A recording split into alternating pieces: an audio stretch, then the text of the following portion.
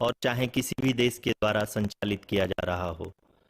Mission के निश्चितता और अनिश्चितता के बीच बहुत ही महीन अंतर होता है, जिससे कि एक मिशन सफल या असफल होता है। लेकिन ना हम थके, ना हम हारे। हमने अपनी पिछली कमियों को सुधारते हुए आज पूरी तरह से आश्वस्त किया है कि लैंडर मॉड्यूल निश्चित तौर पे चंद्रमा की सतह पर सेफ और सॉफ्ट लैंडिंग करेगा। सभी दर्शकों की जानकारी के लिए अब हम इसरो के अब तक के सभी लूनर मिशंस की संक्षिप्त विवरण प्रस्तुत करेंगे। जी हाँ, इसरो का पहला मून मिशन चंद्रयान-1 अक्टूबर 2008 में पीएसएलवी रॉकेट के द्वारा सफलतापूर्वक प्रक्षेपित किया गया था। चंद्रयान-1 चंद्रमा के सतह पर पानी की खोज करके पहले ही इतिहास रच चुका है। यही कारण है कि आजकल विश्व के तमाम अंतरिक्ष वैज्ञानिक और स्पेस एजेंसियां चंद्रमा को और करीब से जानने के लिए उत्सुक दिख रही हैं। अगर हम बात करें चंद्रयान 2 की, जो इसरो का दूसरा मून मिशन है, जुलाई 2019 में इसरो के सबसे ताकतवर रॉकेट LBM-3 द्वारा सफलतापूर्वक प्रक्षेपित किया गया था और आज भी लगभग 4 साल बाद यह चंद्रमा के 100 किलोमीटर के सर्कुलर ऑर्बिट में घूमते हुए बहुत ही उत्तम क्वालिटी का डेटा प्रदान कर रहा है। मिशन के प्रारंभ में इसकी आयु 1 साल निर्धारित की गई थी, परंतु LBM-3 द्वारा बहुत ही सटीक इंजेक्शन और मिशन मैनेजमेंट की वजह से चंद्रयान 2 काफ़ी लंबे समय तक कार्यरत रहेगा। अब तक चंद्रयान 2 चंद्रमा के लगभग सभी भागों का चित्र ले चुका है। इसका एक बहुत ही महत्वपूर्ण पेलोड OHRC यानी कि ऑर्बिटर हाई रिजोल्यूशन कैमरा विश्व का सबसे बेहतरीन कैमरा है, जो कि चंद्रमा के सतह का लगातार पिक्चर भेज रहा है। अब मैं आरुषि जी से निवेदन करूंगा कि वो आप लोगों को इसरो के वर्तमान मिशन चंद्रयान 3 के बारे में बताएं। अभी आपने मिश्रा जी के द्वारा सुना इसरो के अब तक के लूनार मिशंस का विवरण। अब चलते हैं टुवर्ड्स चंद्रयान।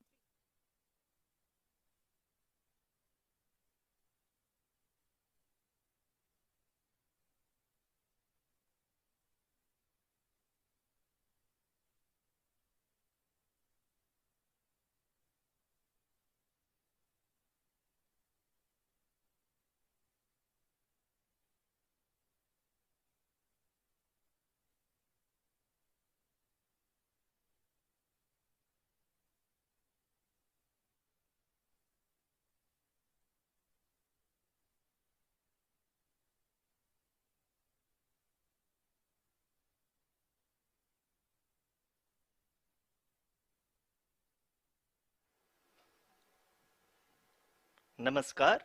इसरो के इस महाअभियान से जुड़ने के लिए आप सादर आमंत्रित हैं। मैं पद्मदेव मिश्रा अपने को होस्ट श्रीमती आरुषि सेठ के साथ आप सभी को और देश विदेश से जुड़े सभी दर्शकों का हार्दिक अभिनंदन और स्वागत करता हूं। 23 अगस्त 2023 आज की शाम इसरो के वैज्ञानिकों और सभी अंतरिक्ष वैज्ञानिकों के साथ लैंडर मॉड्यूल को चंद्रमा के सतह पर उतरने के ऐतिहासिक पलों को देखने के लिए तैयार और उत्सुक हैं। जी हाँ, इसरो के गौरवपूर्ण इतिहास में एक और अध्याय जुड़ने जा रहा है और आज हम सब लोग इसके साक्षी बनेंगे।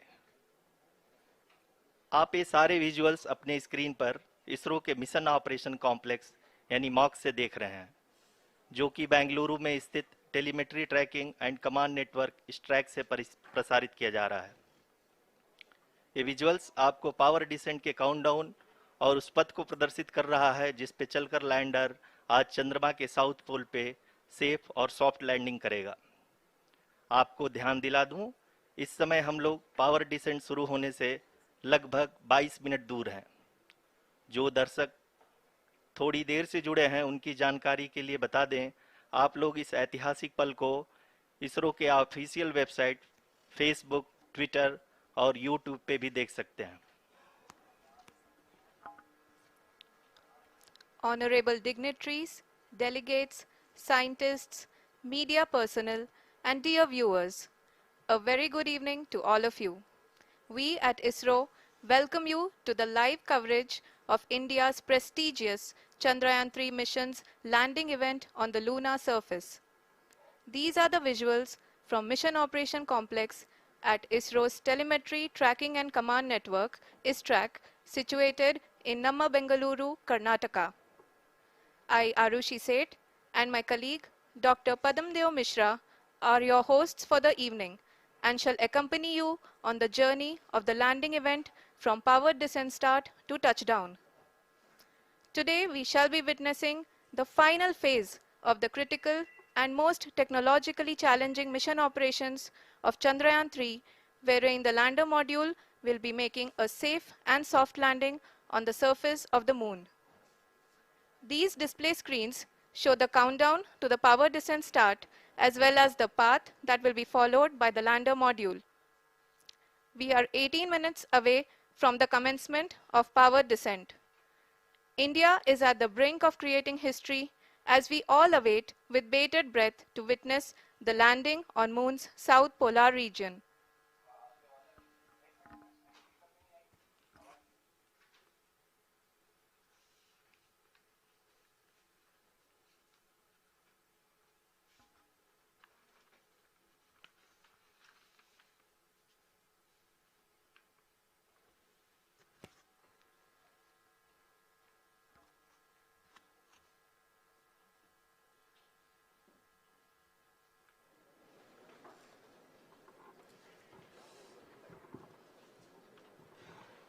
इसरो का पहला मून मिशन चंद्रयान 1 अक्टूबर 2008 में PSLV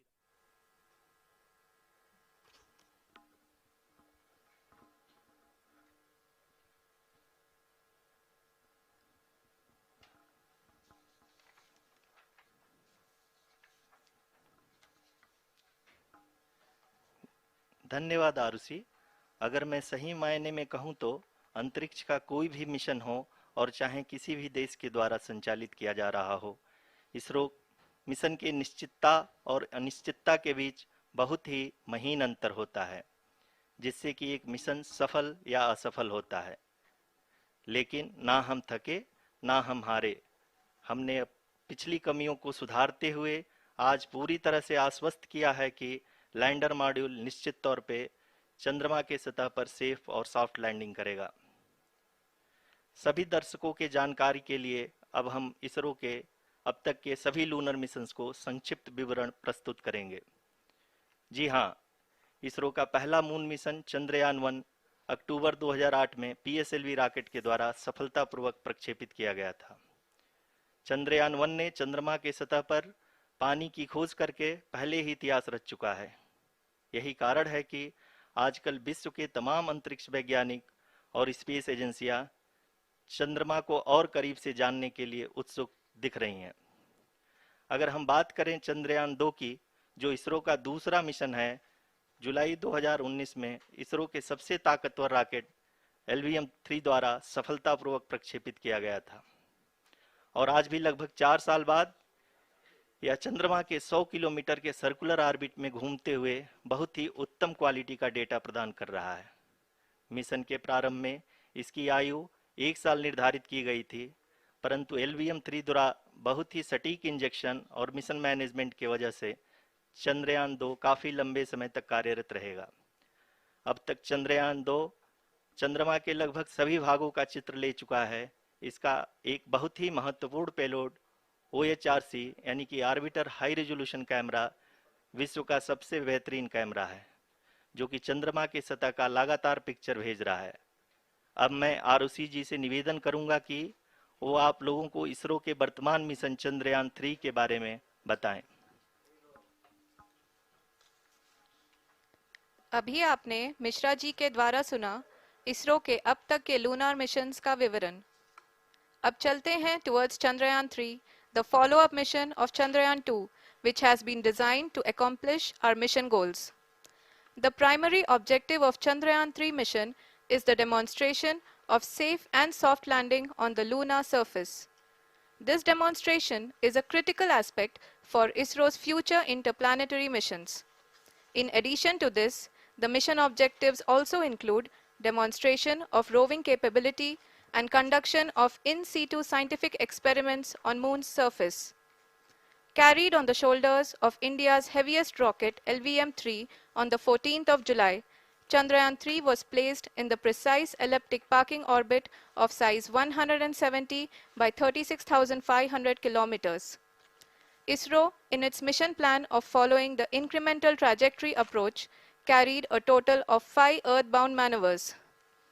The fifth apogee raising maneuver, which took place on the 25th of July, placed the spacecraft in an orbit of 250 by 1,27,000 kilometers.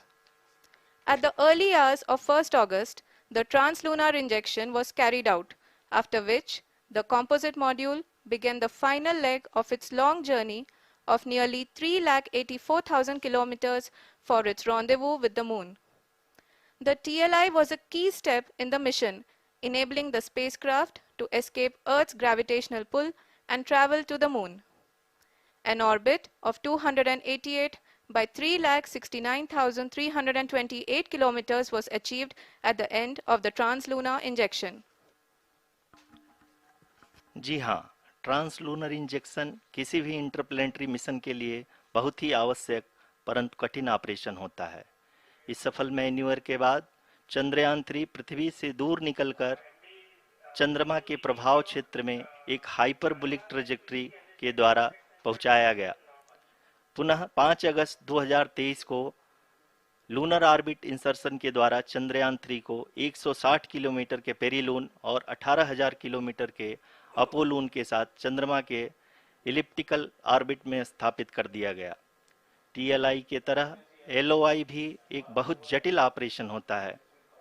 इसमें हमें यह ध्यान देना आवश्यक होता है कि उपग्रह के वेगमान को एक निश्चित बिंदु से घटाया जा सके, अन्यथा उपग्रह चंद्रमा के प्रभाव क्षेत्र से बाहर निकल जाएगा। एलओआई के सफलतापूर्वक परिचालन के बाद चंद्रयान 3 की कक्षा को 4 बार और परिवर्तित किया गया। इस दौरान चंद्रमा की अधिकतम ऊंचाई को घटाकर 160 किलोमीटर कर दिया गया। इस पूरी प्रक्रिया में प्रपल्सन मॉड्यूल का लगभग 755 किलोग्राम ईंधन का उपयोग हुआ और चंद्रयान 3 के वेगमान को लगभग 850 मीटर प्रति सेकंड कम कर दिया गया।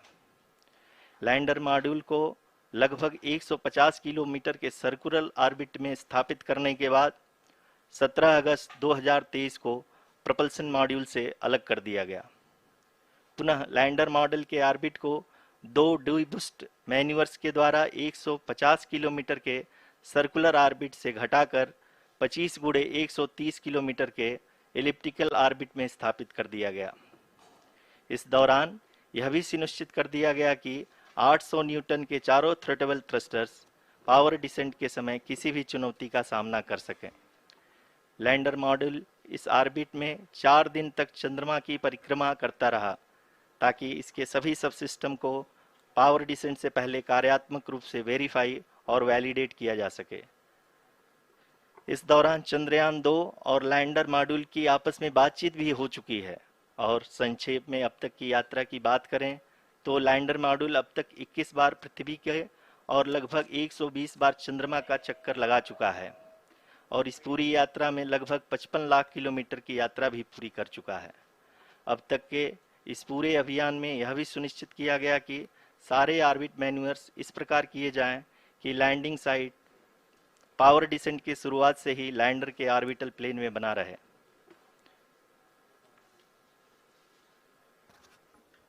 Make it further that is true indeed. We have arrived at the crucial juncture wherein the orbit plane contains the desired landing site at the start of powered descent. We are also happy to announce that live images from the Chandrayaan-3 lander imager camera is being received continuously. The demonstration of soft landing on the moon's surface is no ordinary feat due to the innumerable challenges and complexities involved. The lander velocity has to be killed from nearly 6,048 kilometers per hour without any aid from the thin and tenuous moon's atmosphere. The lunar dust at the time of landing and the craters and boulders scattered over the moon's surface make it further complicated to achieve this. The new and improved Chandrayaan-3 design has been built after envisaging all the scenarios which the lander module can encounter.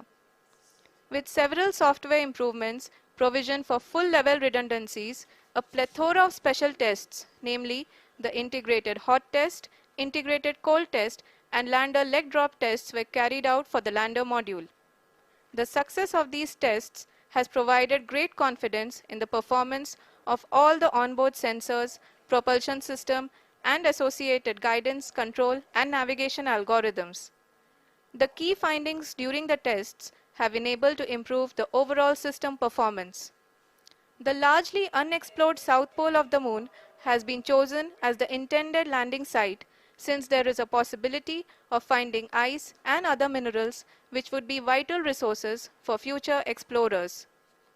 Apart from continuing investigations pioneered by Chandrayaan-1 and Chandrayaan-2, the Chandrayaan-3 mission will also provide invaluable data to the science community around the world. Let us give our viewers a glimpse on the configuration of Chandrayaan-3 mission.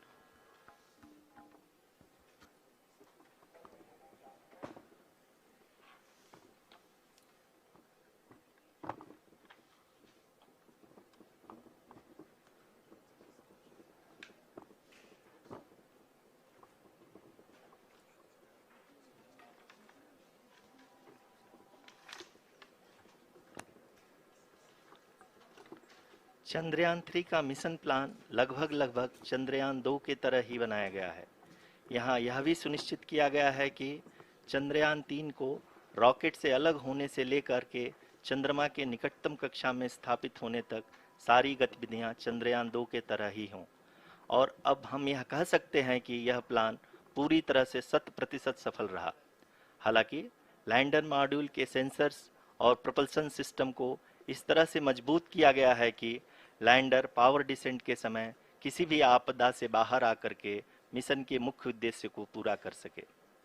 इस क्रम में lander के मुख्य sensors कारा, Lasa, LHBC, LDV और LHDAC का कार्यात्मक परीक्षण भी किया जा चुका है। LDV जो कि पूर्णतः स्वदेशी तकनीकी से बनाया गया एक नया सेंसर है, इसका मुख्य कार्य लैंडर के वेलोसिटी को तीनों अक्षों में कंप्यूट करना है। पावर डिसेंट के दौरान लैंडर के सटीक पोजीशन और वेलोसिटी का ज्ञान होना बहुत ही आवश्यक है। लिराप यानी laser inertial referencing and accelerometer package इस कार्य को पावर डिसेंट के दौरान बखूबी निभाएगा। ट्रैजेक्टरी जनरेशन जो कि चंद्रयान 3 मिशन के लिए बहुत ही अहम है, क्योंकि हर ऑर्बिट मैन्यूवर के बाद यह सुनिश्चित किया जाता है कि लैंडर की मिशन ऑब्जेक्टिव को ना बदले।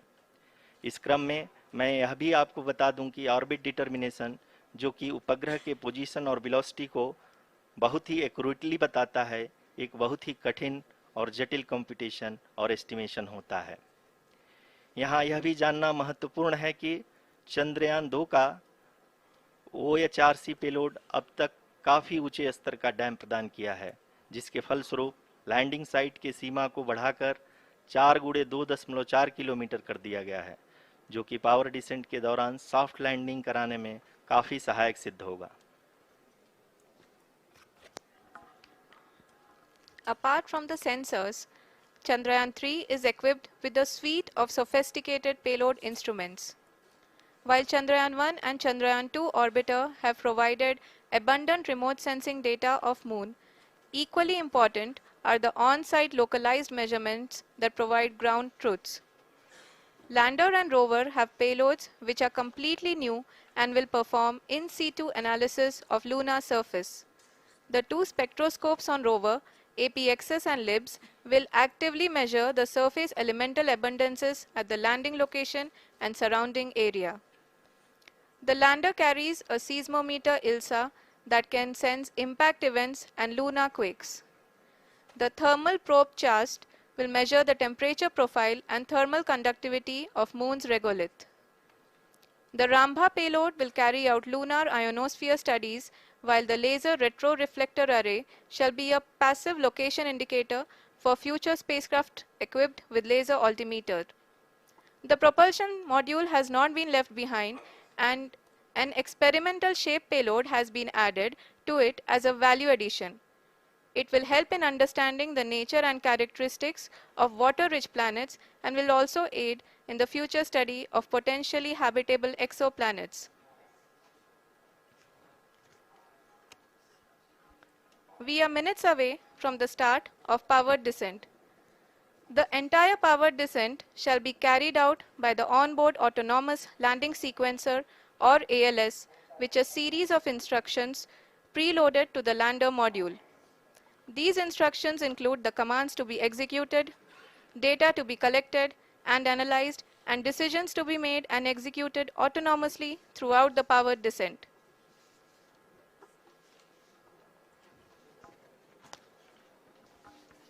जी हाँ, अब हम पावर डिसेंट के बहुत ही करीब आ चुके हैं।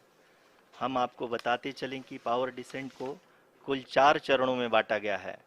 सबसे पहले आता है रफ ब्रेकिंग फेज, जिसमें लैंडर की ऊंचाई को चंद्रमा की सतह से 30 किलोमीटर से घटाकर 7.4 किलोमीटर कर दिया जाएगा। इस पूरी प्रक्रिया को पूरा करने में लगभग 11.5 मिनट लगेगा और इसका समानांतर वेग 1680 मीटर प्रति सेकंड से घटाकर 358 मीटर प्रति सेकंड हो जाएगा। We have continuous flow of lander telemetry data from ISRO's Deep Space Network IDSN-32 located in Belalu, Bengaluru. The data is being acquired real-time by station and is flown to the Mission Operation Complex through our communication links. In addition to it, we also have support from ESA and JPL DSN stations. There will be no ground intervention once the ALS takes charge. The preparation for today's event had started 48 hours before, wherein various pre-selections and uplinking of parameters for the autonomous landing sequence were carried out. The whole descent is divided into 4 phases: the rough braking phase, the attitude hold phase, fine braking phase, and the local navigation phase or the terminal descent phase.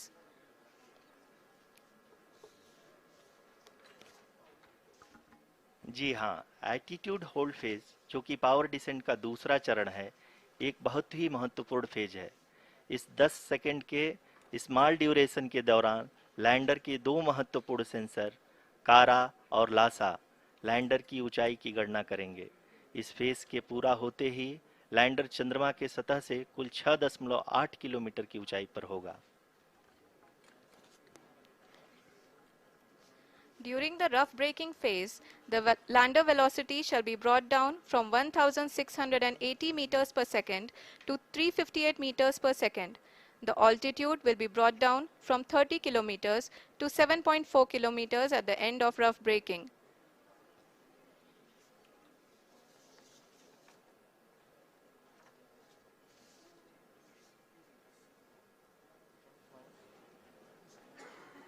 Currently,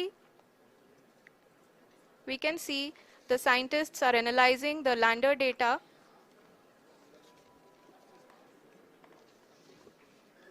जी हाँ, हम ये देख सकते हैं कि mission operation complex रूप में बैठे सभी वैज्ञानिक ये जो भी डेटा देख रहे हैं वो डीप स्पेस नेटवर्क IDSN 32 के द्वारा प्रोवाइड किया जा रहा है। और अगर हम अब बात करें पावर डिसेंट के तीसरे चरण का, जो कि फाइन ब्रेकिंग फेज होगा, जिसमें लैंडर लैंडिंग साइट से जस्ट 800 मीटर की ऊंचाई पर वर्टिकली होगा। इस चरण को पूरा होने में लगभग 3 मिनट लगेंगे और इस चरण के पूरा होते ही लैंडर की वेलोसिटी लगभग 0 हो जाएगी। The scientists here at ISTRAC are glued to their systems, analyzing all sorts of complex data. We are very close to the powered descent, to the start of the powered descent phase.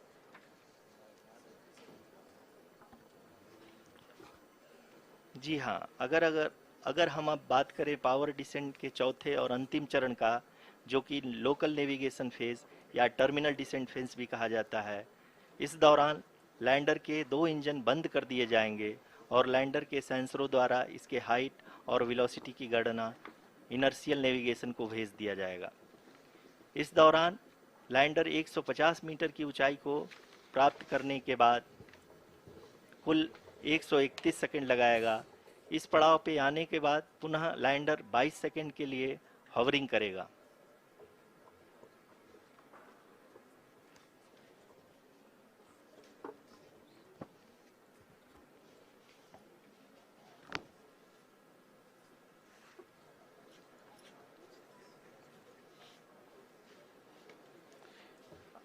आप इस समय अपने screen पे mission operation complex में बैठे सभी मान्यगणों को देख सकते हैं, जो कि बहुत ही उत्सुकता के साथ टेलीमेट्री डेटा को देख रहे हैं। अभी हम लोग पावर डिसेंट शुरू होने से जस्ट कुछ ही पल दूर हैं।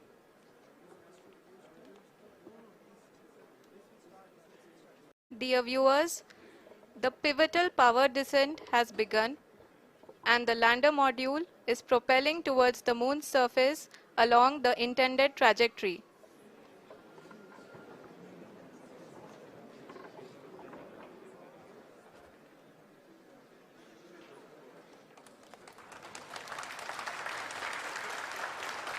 जी हाँ, अब देख सकते हैं रफ ब्रेकिंग फेज की शुरुआत हो चुकी है।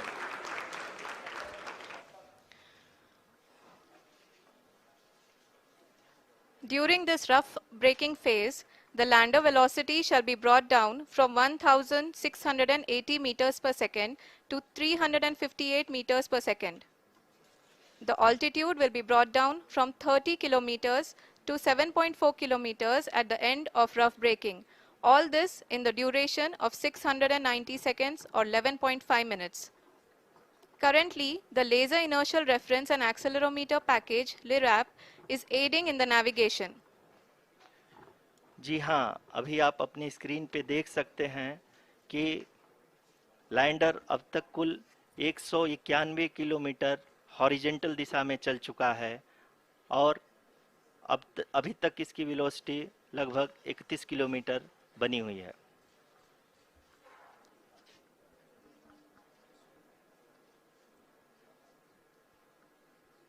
The lander module has traveled a distance of approximately 228 kilometers.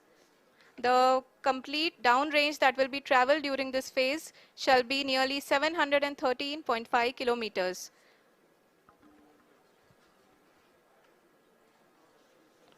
जी हाँ, कुल 745 किलोमीटर के इस रफ ब्रेकिंग फेज में आप देख सकते हैं कि हम लोग लगभग अपनी यात्रा 20% कंप्लीट कर चुके हैं।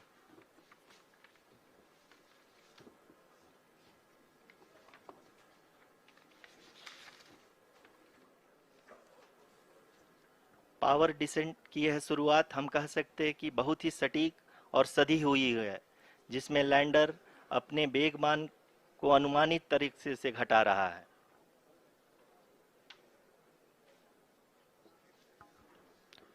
The altitude of the lander module will reduce from 7.4 kilometers to 6.8 kilometers. During the next phase, which is going to be the attitude hold phase. We can currently see that the altitude of the lander module is nearly 31 kilometers. Arushi, अभी हम इस ground trace को देखते हुए कह सकते हैं कि रफ ब्रेकिंग फेज की शुरुआत बहुत ही अच्छे तरीके से हुई है। आप ये देख सकती हैं कि जो भी प्रोजेक्टेड ग्राउंड ट्रेस है उसी पे अपना लैंडर मॉड्यूल आगे चलते हुए बढ़ रहा है। अभी तक ये देखा जा सकता है कि लैंडर मॉड्यूल लगभग 370 किलोमीटर क्षैतिज दिशा में चल चुका है। The mission operations team is analyzing the data. We can all see the seriousness and the concentration with which each and every parameter of the lander module is being analyzed. The performance so far seems to be nominal. जी आरुषि, चूंकि ALS activate किया जा चुका है, इसलिए ground से कोई commanding नहीं की जा रही है। इस दौरान आपके स्क्रीन पे सारे डेटा इसरो के डीप स्पेस नेटवर्क से रियल टाइम में आ रहे हैं।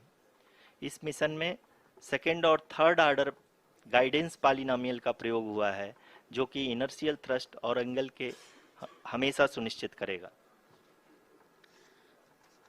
During the entire descent, there is no ground intervention as the ALS has taken charge. The preparation for today's event had started nearly 48 hours before, wherein various pre-selections and uplinking of parameters were done. We can see that the vertical velocity of the lander module has been brought down. It is continuously coming down. And the ALS had already been initiated 1 hour before the scheduled time of the power descent start. Following this, the throttleable engine electronics module, the TECM, was switched on and lander was oriented to the favorable attitude. जी हाँ, आप अपनी screen पे देख सकते हैं कि lander module जिसकी शुरुआत में वेलोसिटी 1680 मीटर पर सेकंड थी, लगभग 1150 मीटर पर सेकंड हो चुकी है, जो कि एक बहुत ही मैजेस्टिक शुरुआत कही जा सकती है इस रफ ब्रेकिंग फेज के लिए।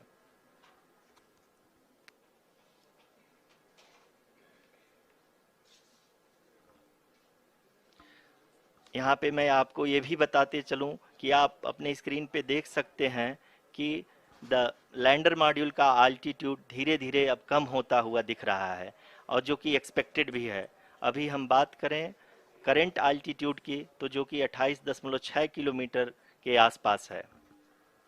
आप स्क्रीन पर ये भी देख सकते हैं Chandrayaan 3 lander imager display. The lander imager is continuously taking photographs of the moon's surface, and that is also being streamed here.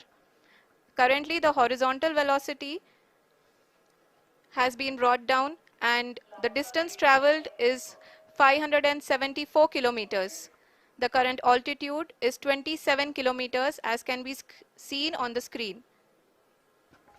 जी हाँ, करीब करीब अपने आधे सफ़र को पूरा करते हुए इस रफ ब्रेकिंग फेज में लैंडर बहुत ही आगे की तरफ बढ़ते हुए अपनी ऊंचाई को घटा रहा है। अगर अब बात करें तो लैंडर की ऊंचाई चंद्रमा के सतह से लगभग 27 किलोमीटर से नीचे हो चुकी है, करीब करीब 26.7 किलोमीटर के आसपास है।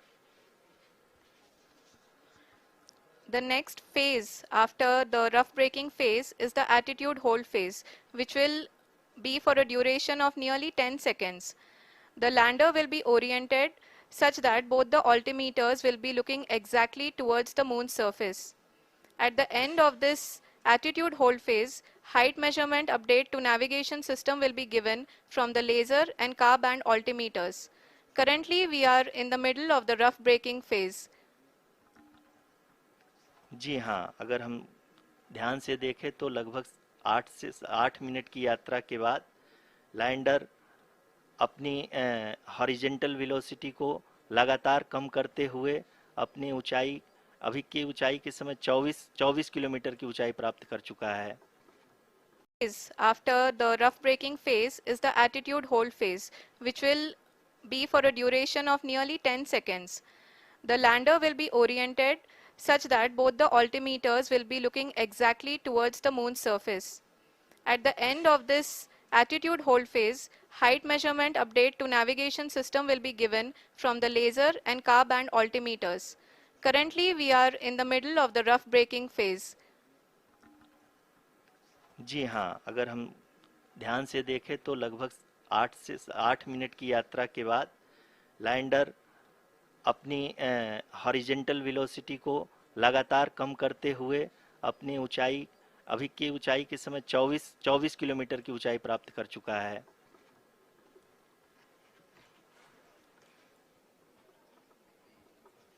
अब तक के आंकड़े को देखते हुए हम कह सकते हैं कि लैंडिंग पूरी तरह से नॉमिनल है। यहाँ पर हम देख सकते हैं कि हॉरिजेंटल वेलोसिटी लगातार कम होती हुई दिख रही है।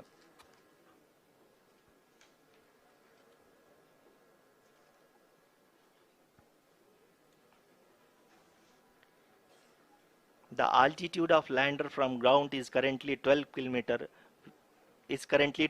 kilometer, which is again going to be coming down, and that is expected.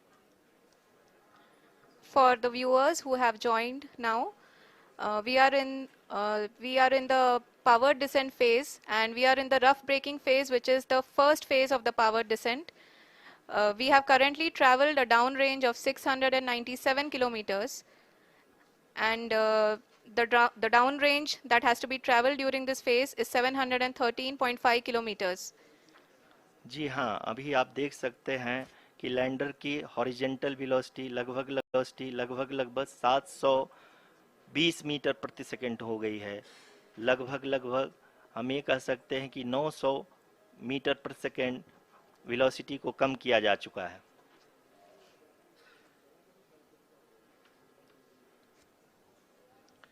At the same time, we can see the altitude of the lander is just 17.8 kilometer from the moon surface, which is going to be around 7.4 at the end of the rough braking phase.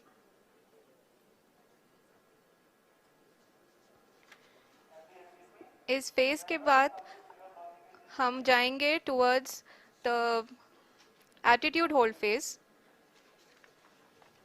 where we will be expecting sensor update from the laser and car band altimeters.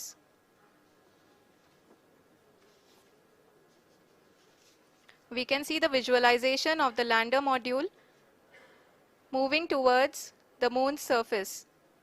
The current altitude is nearly 15.2 kilometers and the distance traveled is 754 kilometers.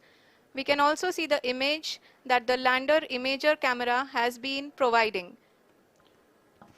जी हाँ, इस rough breaking phase के दौरान 800 Newton के चारों throttle engine अपने कार्य को पूरी तरह से अंजाम दे रहे हैं और लैंडर के हॉरिजॉन्टल वेलोसिटी को लगातार कम कर रहे हैं। अब तक लैंडर लगभग अपने 75 से 80% की यात्रा को पूरा कर चुका है।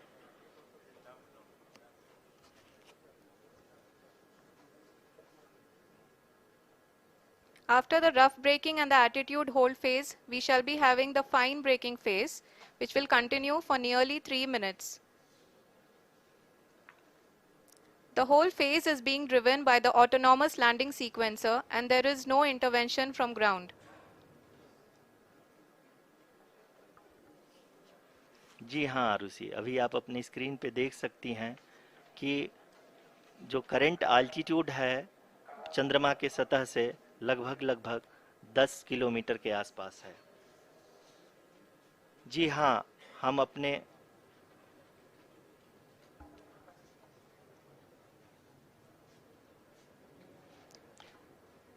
हाँ, हमारे प्रधानमंत्री जी श्री नरेंद्र मोदी जी हम सभी का उत्साहवर्धन करने के लिए दक्षिणी अफ्रीका के जोहानसबर्ग से जुड़ गए हैं।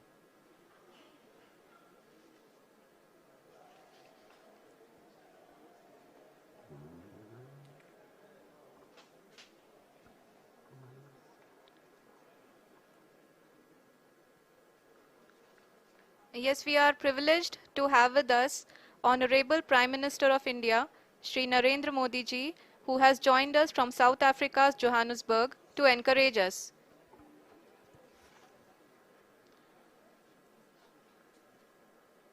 जी हाँ, आप ये देख सकते हैं एल्टीट्यूड होल्ड फेस भी बहुत ही आसानी से लैंडर फेस ने पार कर लिया है और अब फाइन ब्रेकिंग की शुरुआत हो चुकी है।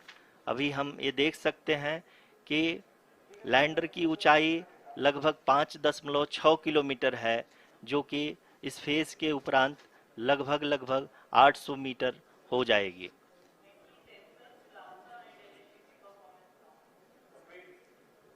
We can hear from the mission operations team that the sensors are performing nominally, and we are currently in the midst of the fine braking phase, which is going to continue for 3 minutes, and the altitude is going to be reduced to nearly 800 meters at the end of this phase.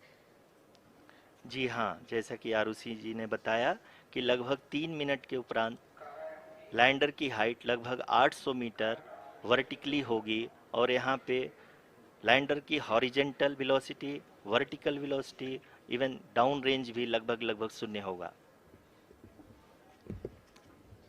We can see the visual of the lander module and we can see that the down range traveled is nearly 831 kilometers.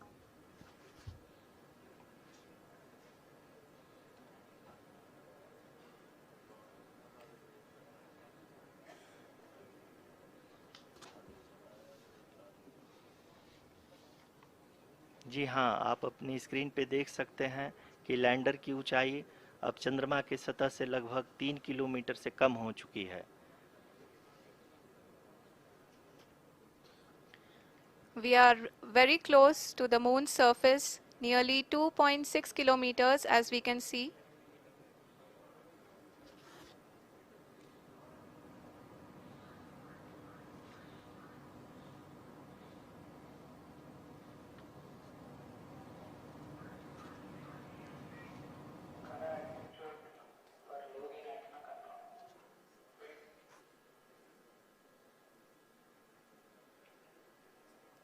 जी हाँ, अभी आप देख सकते हैं कि lander की ऊंचाई लगभग लगभग 1 किलोमीटर के आसपास है।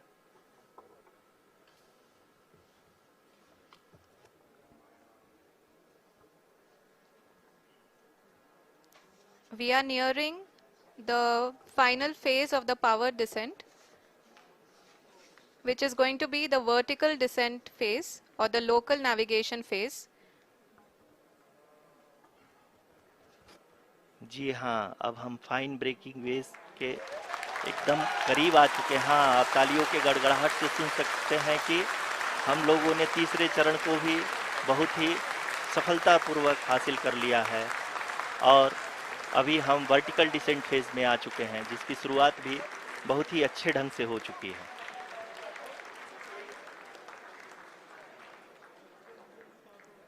Lot of applause indicates that till now the performance has been nominal. We are in the vertical descent phase 1. The altitude is being brought down from 800 meters and we are nearing and approaching the lunar surface. जी, आप अपने screen पे देख सकते हैं कि lander का height लगातार कम होता जा रहा है। इस समय हम लैंडिंग साइट के जस्ट ऊपर हैं और इस समय इसकी ऊंचाई लगभग लगभग 600 मीटर के आसपास है। इस फेज के दौरान लगभग 150 मीटर के ऊंचाई पे पहुंचने के बाद लैंडर अगेन लगभग 20 से 22 सेकंड के लिए हॉवरिंग करेगा। We are above the landing site. The horizontal as well as the vertical velocity is now being constantly reduced. And the lander module has begun its descent towards the landing site.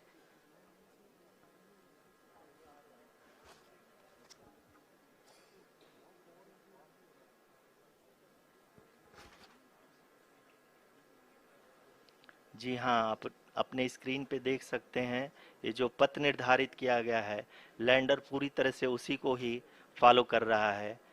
इस समय हम लगभग 200 metre की height से भी कम आ चुके हैं।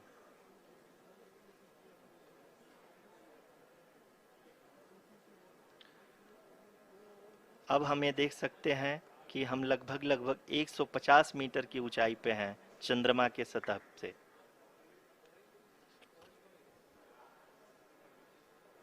We are approaching the vertical descent phase 2, which will have the lander module hovering at nearly 150 meters above ji the हाँ, lunar surface. जी हाँ, आप इस तालियों के गड़गड़ाहट को सुन सकते हैं, जो कि सेकंड हाइवरिक फेज के कंप्लीट होने के बाद इन सारे वैज्ञानिकों के द्वारा की जा रही है।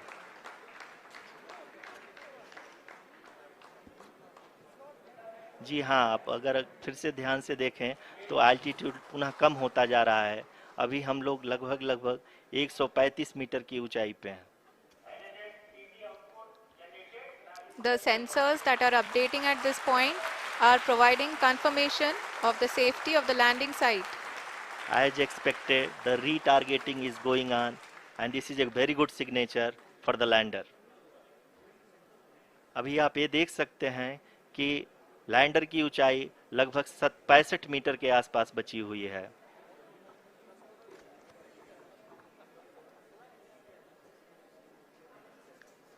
Currently, only 2 engines are now being fired, and we are nearly at zero velocity, vertical and horizontal. We were hovering, and now we are approaching the moon's surface.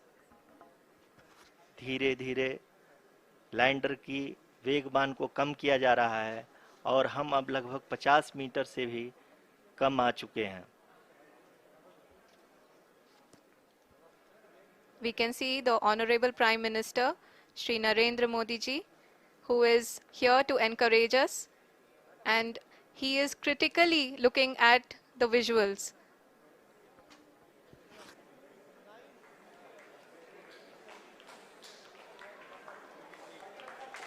जी हाँ, आप अपनी स्क्रीन पे देख सकते हैं कि हम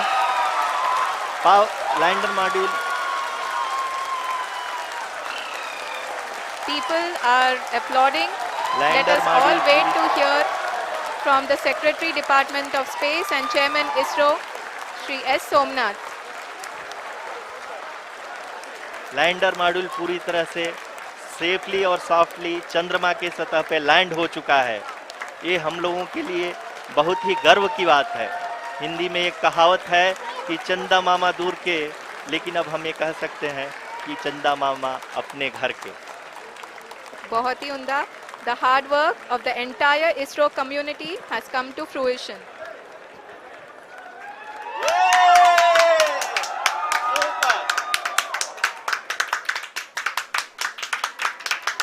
आदरणीय